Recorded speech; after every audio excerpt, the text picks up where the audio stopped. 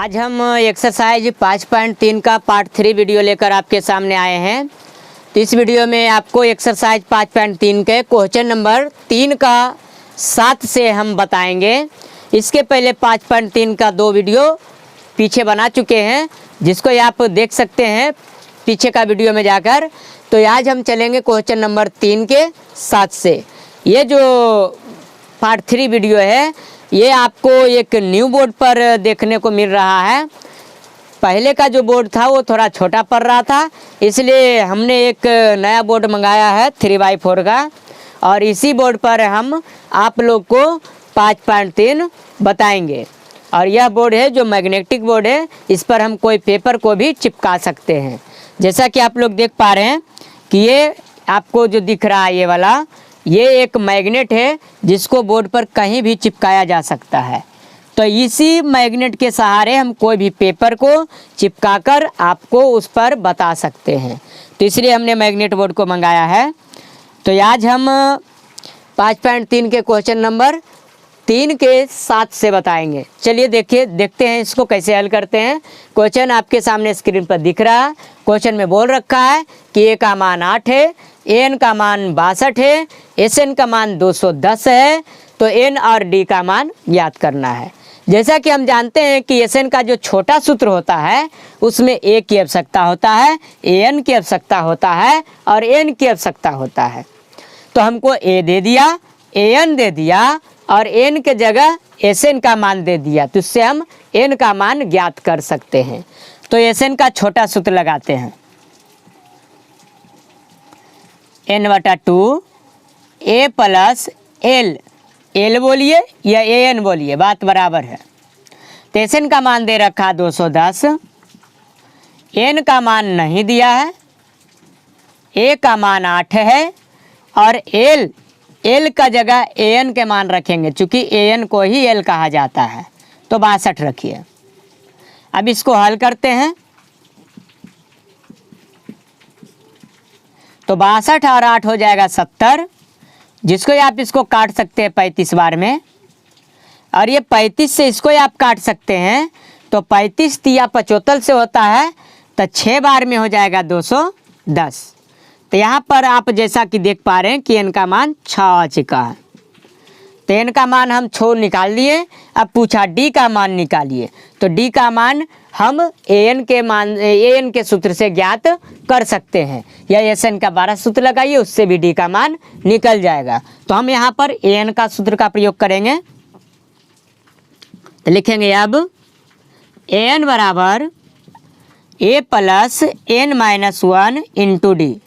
अब देखिए यहाँ पर ए एन जो है 62 है, ए का मान 8 दिया गया है, एन का मान 6 लाए हैं और डी का मान नहीं पता है हमको। इधर देखिए 8 इधर प्लस में है, इधर आ जाएगा माइनस हो जाएगा। तो 62 में 8 चला जाएगा और इधर 6 में 1 चला जाएगा 5, ये गुना डी हो गया। 62 में 8 गया 54 हो जाएगा और ये 5D।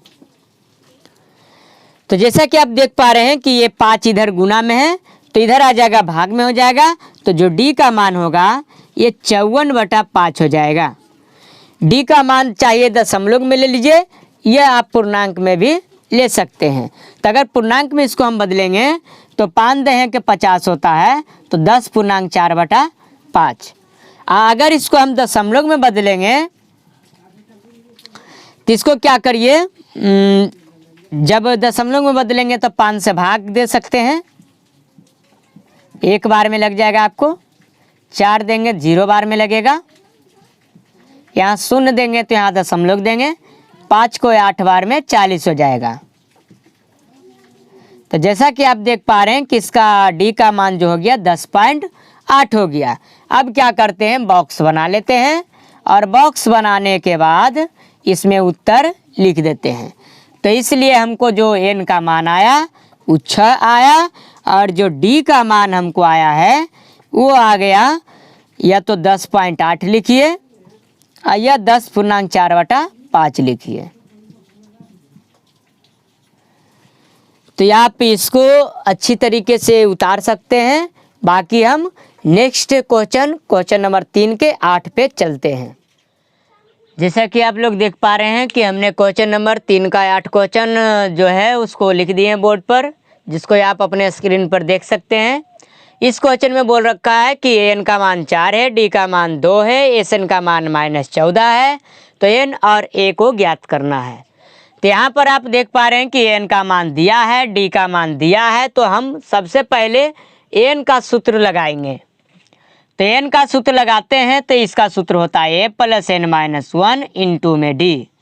एन का मान दे रखा है 4, ए का मान नहीं दिया है तो ए का जगह ए रखेंगे, एन का मान नहीं दिया है और डी का मान दे रखा है 2। इसको अब हल करते हैं तो हो जाएगा 4 और यहाँ पर ए है और इसको गुना कर दीजिए, 2 गुना एन तो 2n, 2 गुना -1 तो -2। चूँकि ये -2 है, इधर चलाएगा तो प्लस में हो जाएगा, तो 4 + 2 हो जाएगा और इधर a + 2n, तो ये 4 2 हो जाता है 6, तो a + 2n। चूँकि इधर प्लस में 2n है, इधर आ जाएगा तो माइनस हो जाएगा। ये हमको a का मान आ गया। अब एक समीकरण हमको और निकालना है, तो एक समीकरण और किससे निकाल लेते हैं, तो एक समीकरण और एस एन का सूत्र लगाकर निकालते हैं, छोटा सूत्र से, क्योंकि अगर बड़ा सूत्र लगाएंगे तो उसमें डी आ जाएगा। और चूंकि इस समीकरण में डी की चर्चा नहीं हुआ है, इसलिए हम बड़ा सूत्र का प्रयोग नहीं करेंगे। तो छोटा सूत्र एस एन का लगाते हैं। एस एन का मान दे रखा है -14, एन का मान नहीं दिया है, ए का मान भी नहीं दिया है और एल को कहते हैं एन, जिसका मान दे रखा है 4। इसको अगर हम हल करते हैं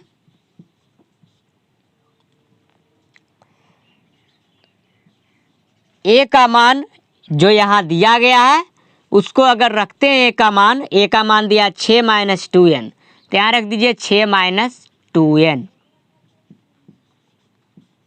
इसको आप समीकरण 1 मान लीजिए और यहाँ लिख दीजिए समीकरण 1 से।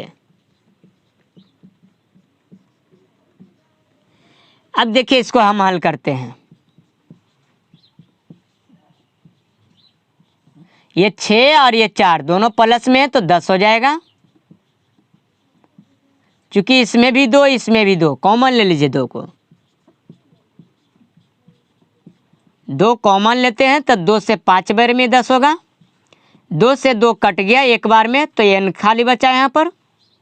ये 2 से 2 ऐसे काट सकते हैं तो हो जाएगा -14 और ये क्या है एन और ये 5 - n। इसको आप गुना कर लीजिए, n गुना 5 तो 5n, n गुना -n तो -n²।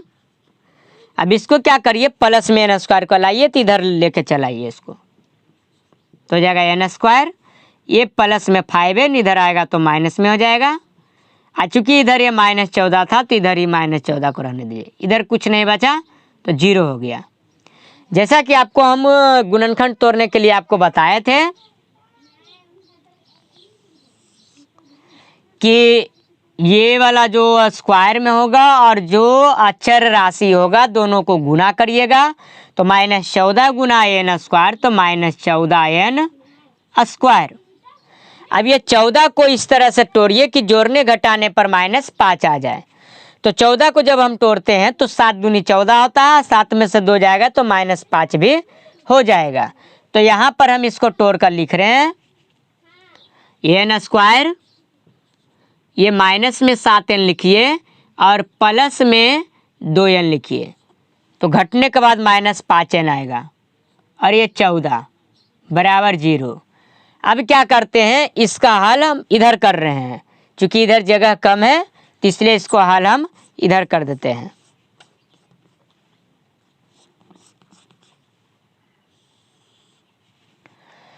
तो देखिए यहाँ पर ये 2 का जोड़ा लेंगे तो n, पहले इसको हम लिख देते हैं जैसे उसे।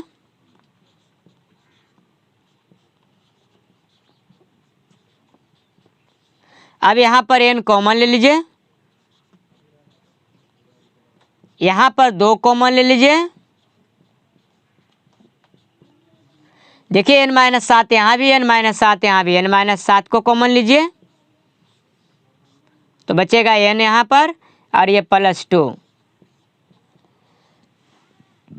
अब n-7 बराबर 0, फिर n + 2 बराबर 0, तो n बराबर हो जाएगा 7 और ये n बराबर हो जाएगा -2। चूँकि n का मान कभी निगेटिव नहीं आ सकता है, इसलिए यह जो n का मान है अमान्य है, यह अमान्य है।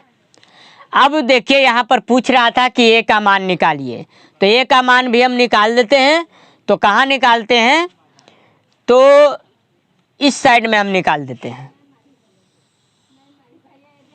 देखिए यहाँ पर हम निकाल रहे हैं n का a का मान, तो यहाँ पर n का जो मान है समीकरण 1 में रखने पर तो लिखेंगे n का मान समीकरण 1 में रखने पर तो हो जाएगा आपको कि a बराबर है 6 - 2n। अब ये 6 है, ये 2 है, n का मान 7 है, तो 6 - 2 = 14 होता है और 6 में 14 चल जाएगा -8 हो जाएगा। तो इस तरह से हम बॉक्स बनाएंगे फिर और लिख देंगे, इसलिए n बराबर 7 और a बराबर -8। ये आपका उत्तर हो गया। अब इसको पार्ट बाय पार्ट हम लिख देते हैं कि पहले आप कौन उतारिएगा। तो सबसे पहले आप जो उतारेंगे वो फर्स्ट स्टेप ये है, तो यहाँ हम 1 नंबर दे देते हैं। सेकेंड स्टेप आपका ये है, तो यहाँ पर हम 2 नंबर दे देते हैं।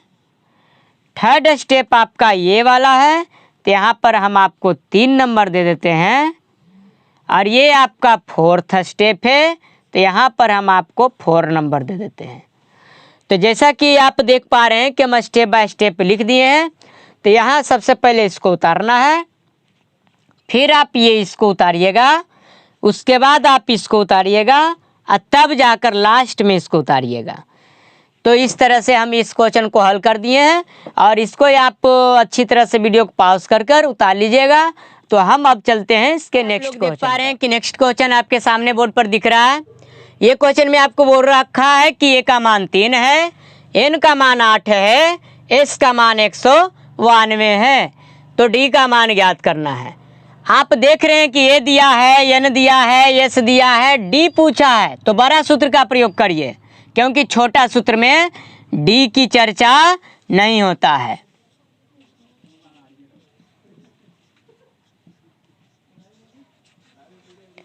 Sn का मान जो s दिया है वही Sn का मान हो जाएगा। n का मान 8 है, a का मान 3 है, n का मान 8 है, d का मान नहीं दिया है। इसको आप काट सकते हैं 4 बार में, और ये 4 इधर गुना इधर आ जाएगा भागा, तो 4 से इसको भी आप काट सकते हैं।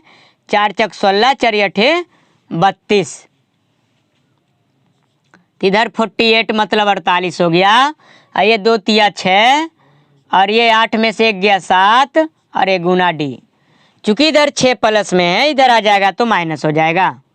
तो 48 में 6 चला गया 42, इधर 7d। 7 से इसको काटिए, 7 × 6 = 42, तो d के मान 6 आ गया। तो इस तरह से आप देखें कि ये भी क्वेश्चन को आप बहुत ही इजी तरीके से हल कर लिए। तो अब हम चलते हैं नेक्स्ट क्वेश्चन पे। जैसा कि आप लोग देख पा रहे हैं कि क्वेश्चन नंबर 3 का 10 नंबर जो है वो आपके सामने स्क्रीन पर दिख रहा है।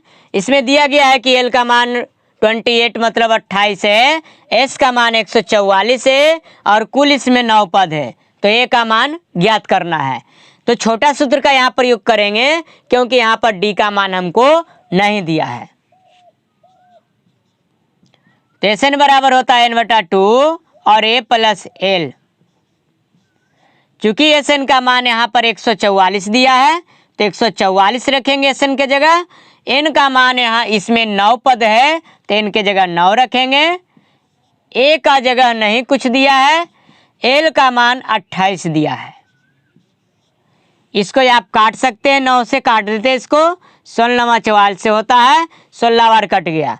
क्योंकि ये 2 इधर भाग में है, इधर आ जाएगा तो गुना हो जाएगा, तो 16 को 2 से गुना करेंगे तो 16 दूनी 32 हो जाएगा और इधर बच गया a प्लस 28। चूँकि 28 इधर प्लस में है, इधर आ जाएगा माइनस हो जाएगा, तो a का मान हो गया 32 माइनस 28 बराबर हो गया 4। तो इस तरह से आसानी से हम a का मान निकाल लिए। तो अब हम चलते हैं नेक्स्ट क्वेश्चन। जैसा कि आप देख पा रहे हैं कि नेक्स्ट क्वेश्चन नंबर 4 आपके सामने है स्क्रीन पर। इसमें बोल रखा है कि 636 योग प्राप्त करने के लिए AP 9, 17, 25 के कितने पद लेने चाहिए, अर्थात n का मान हमको ज्ञात करना है। ये जो योग दिया है मतलब SN का मान दे रखा है। और ये इसमें देखिए कि a का मान 9 है मतलब 9 है, और अगर d का मान हम निकालना चाहते हैं तो अगला पद माइनस पिछला पद, तो 17 में से 9 चला जाएगा 8 हो जाएगा। और कितने पद मतलब n का मान पूछा है। जैसा कि आप देख पा रहे हैं कि इसमें हम बड़ा सूत्र का प्रयोग करेंगे क्योंकि हमको d का मान दिया गया है। तो बड़ा सूत्र लगा रहे हैं SN का।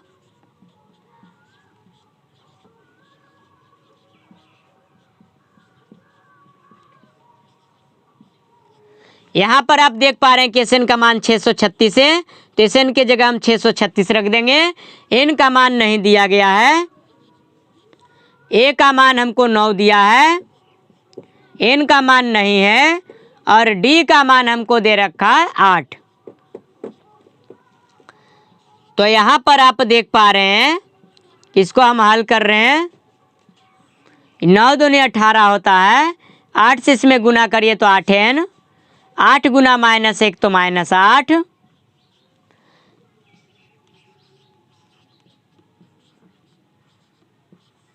ये 18 प्लस में है, ये 8 माइनस में है, तो 18 में 8 चला जाएगा 10 हो जाएगा। चूंकि यहाँ पर 2 कॉमन हो सकता है तो हम यहाँ पर 2 कॉमन भी ले लेते हैं। कॉमन के मतलब होता है भागा देना, तो 2 से 10 में भाग देंगे तो 5 आ जाएगा, 8 से 10 में भाग देंगे तो 4 आ जाएगा। अब ये 2 से 2 काट देते हैं, तो इस तरह से आप देख पा रहे हैं कि ये द्विघात समीकरण का रूप धारण करने जा रहा है। तो यहाँ 636 है, इसको गुना करेंगे n गुना 5 तो 5n होगा, फिर यहाँ n गुना 4n तो हो जाएगा 4n स्क्वायर। तो इसको द्विघात समीकरण के रूप में सरिया देते हैं अच्छा तरीके से। इसको भी उधर लेकर चल जाएंगे तो ये माइनस हो जाएगा, ये बराबर हो गया 0। तो जैसा कि आप देख पा रहे हैं कि यहाँ पर हम बोले थे कि जिसका घात 2 होगा और जो अचर राशि होगा दोनों गुना होता है। तो 636 में 4 से अगर हम गुना करते हैं तो देखिए क्या आ जाता है, 6 चौक 24 2, 4 तिया 12, 12 2 हो जाता है 14, फिर 6 चौक 24, 24 1 25, तो 25 44 आ गया है। तो यहाँ पर लिख सकते हैं माइनस में 25 44 n स्क्वायर। अब 25 44 को इस तरह से आप तोड़िए कि जोड़ने घटाने पर 5 आ जाए। तो चलिए इधर हम आपको तोड़ देते हैं। 2 का जोड़ा होना चाहिए, 2 का, 2 से काटेंगे 2 दूनी 4, 2 सत्ते 14, फिर 2 से काटेंगे, फिर इसको 2 से काटेंगे, फिर 2 से कटेगा,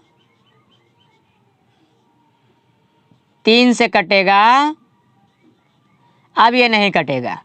तो यहाँ पर आप देख पा रहे हैं कि 3 दूनी 6, 6 दूनी 12, 12 दूनी 24, 24 दूनी 48, और 53 में 48 चला जाएगा तो 5 आ जाएगा। तो इस प्रकार से हमने इसका गुणनखंड तोड़ लिया है। पहले लिखेंगे 53n, उसके बाद माइनस में लिखेंगे 48n। देखिए 53 में से 48 चला गया, प्लस में 5। अब ये दोनों में कॉमन लेंगे तो ये दोनों में n सिर्फ कॉमन है, तो n कॉमन ले लीजिए। तो यहाँ पर 4n बचेगा, यहाँ 53 बचा। ये दोनों अब क्या करिए, 12 कॉमन ले लीजिए, तो 4 बार में कट जाएगा, बढ़ चौका 48। फिर ये n बच गया और इसमें माइनस माइनस बन जाएगा प्लस। फिर यहाँ से अगर हम 12 से भाग देंगे तो यहाँ 53 बार में ये भी कट जाएगा। तो अगर नहीं कट रहा तो हम 12 से भागा देकर आपको हम बता देते हैं कि किस ढंग से आप काट सकते हैं। तो 12 पचे होता है 60 और 3 और 6 तो 12 तिया होता है 36। देखिए 53 बार में कट गया है और बराबर में क्या ले लीजिए, 0। अब आप देख पा रहे होंगे कि 4n प्लस 53 यहाँ भी है, 4n प्लस 53 यहाँ भी है। तो 4n प्लस 53 को हम क्या करते हैं, कॉमन ले लेते हैं, तो बचेगा n माइनस 12 बराबर में 0। तो 4n प्लस 53 बराबर भी 0 लीजिए और n माइनस 12 बराबर भी 0 लीजिए। तो यहाँ हो जाएगा 4n प्लस बराबर में हो जाएगा माइनस 53 और इधर गुना में है तो इधर चल जाएगा तो भाग हो जाएगा। तो माइनस 53 बटा में 4 आ गया। चूँकि आप यहाँ पर देख पा रहे हैं कि ये धनात्मक पूर्णांक नहीं है n का मान, इसलिए यह क्या हो गया, अमान्य हो गया। तो यह अमान्य है। इसमें देखते हैं तो n बराबर हो जाएगा 12। तो ये आपको धनात्मक पूर्णांक दिख रहा है, इसलिए n का मान ये राइट है। मतलब बोला था 636 योग प्राप्त करने के लिए कितने पद लेना चाहिए, तो हमको 12 पद लेना चाहिए। तो लिखेंगे अतः 636 योग प्राप्त करने के लिए, योग प्राप्त करने के लिए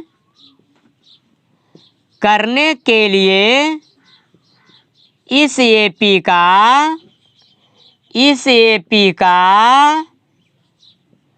12 पद लेने चाहिए।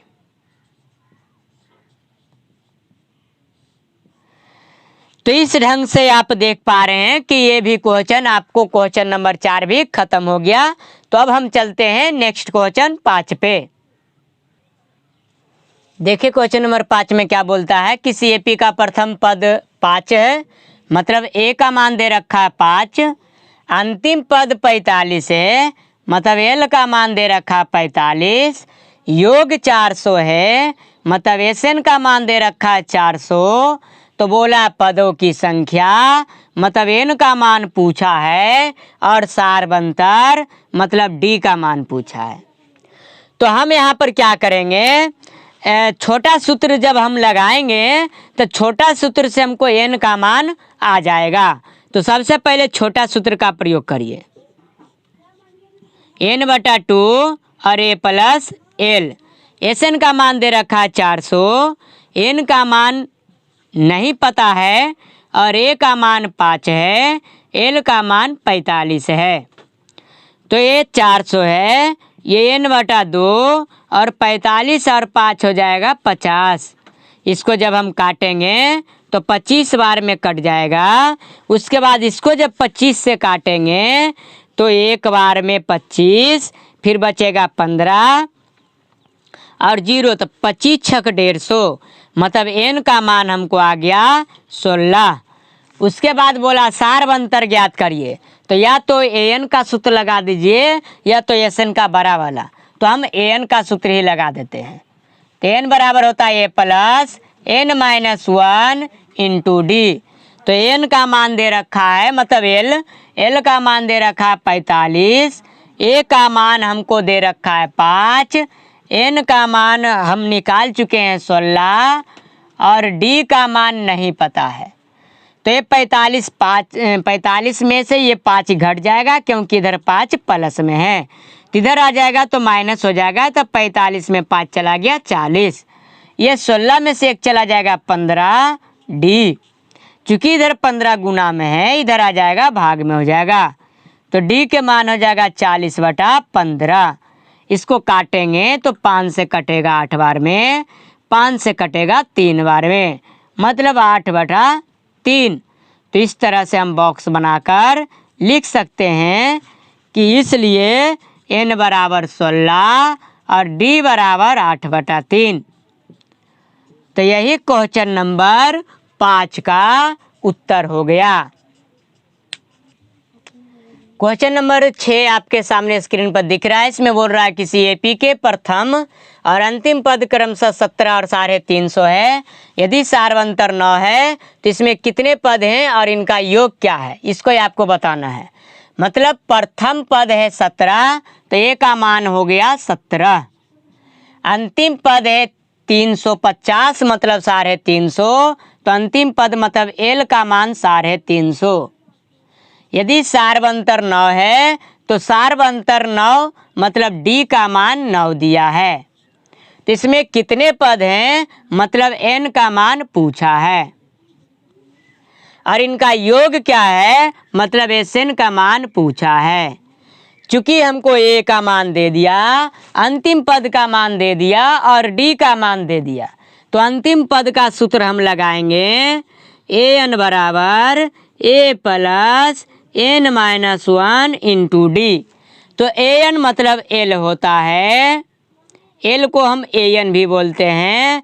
तो एन का मान दिया है 350, ए का मान 17, एन का मान नहीं पता है और डी का मान 9 दिया है।